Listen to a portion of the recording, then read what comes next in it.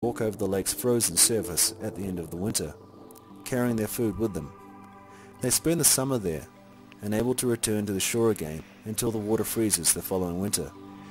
Well, as daring as we have decided to be, we're going to camp out. Now, we hope that raining and stuff in the distance isn't going to be too heavy tonight. Fingers crossed, but it'd be worthwhile in the morning if we wake up to a really pretty day, but let's hope we don't get rained out. Well, as it turned out, we did get rained out and had to make a hasty retreat to the monastery for the rest of the night.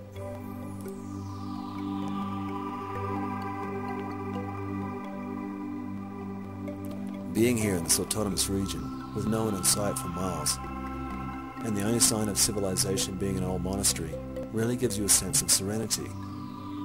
Sometimes it's nice to have no distractions, no music, no hard-to-put-down novel, just time to install peace and tranquility, and not to think too much, and to really take in the beauty of your surroundings.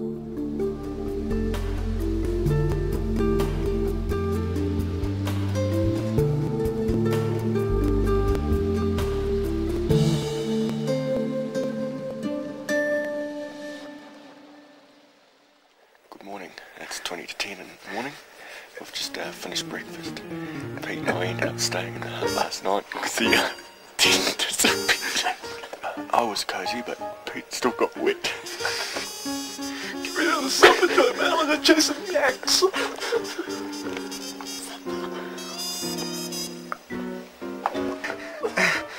He took her on. You know what? I think someone spiked the temper. Next day we were curious as to what the black and white dots were in the distance, so we packed some supplies and threw on our boots and wandered off to find out.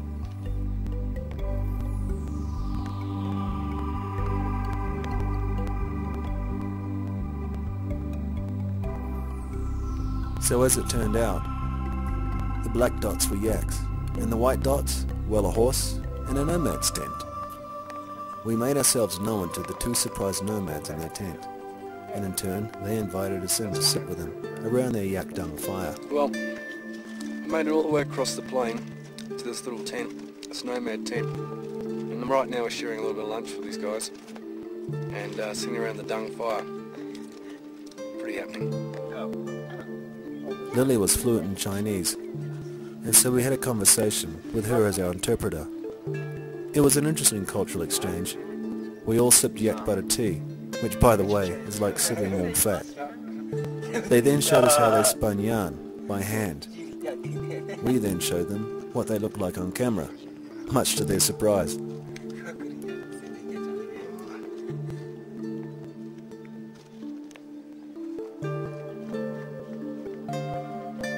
Just like that.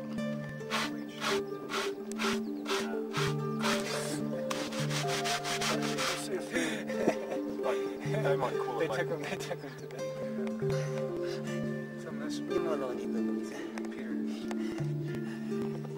Okay.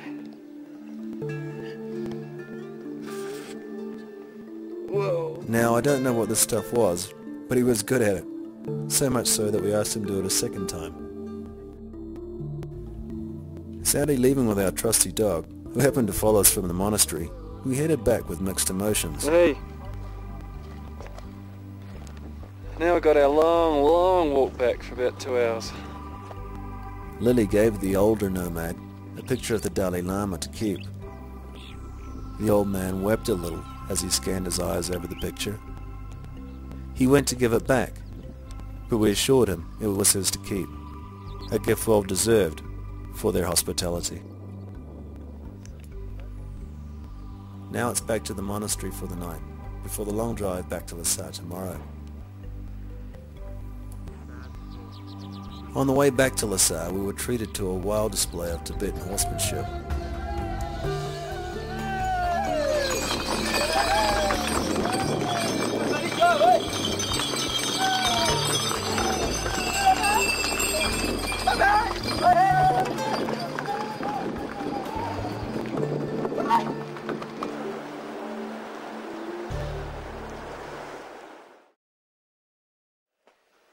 Hey Pooh. Jeffrey, baby. Smile for the camera. Back in Lhasa, and it was time for a blowout, so we headed out to find a nice restaurant and a good meal, and a few drinks. The only thing was, well, maybe I had a few drinks too many. Try the green part. I'm gonna work for you.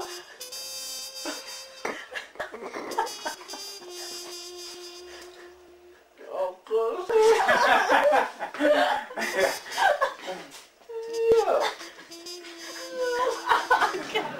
Okay, today we're at the Sera Monastery, and made it here at 3:30.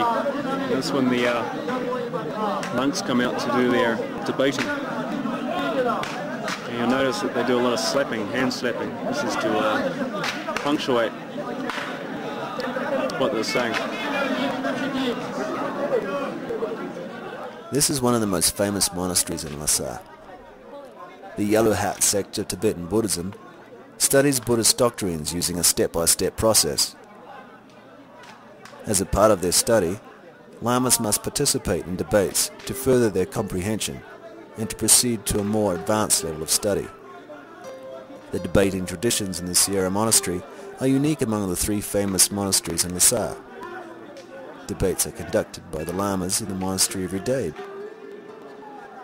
and in a battle of words, they supplement their efforts by using a variety of gestures, including pushing their partners for an answer and clapping their hands. All in all, an entertaining way to spend the afternoon.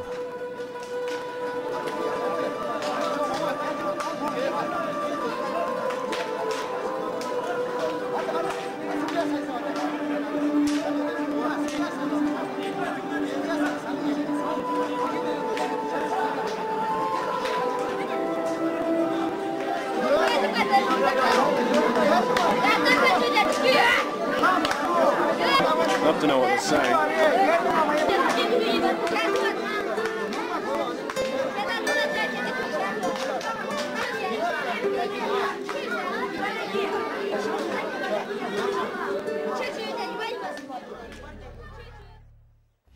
We couldn't resist one more look at the Patala Palace and a visit to the giant yak before making our way to the airport for our flight to Chengdu in China.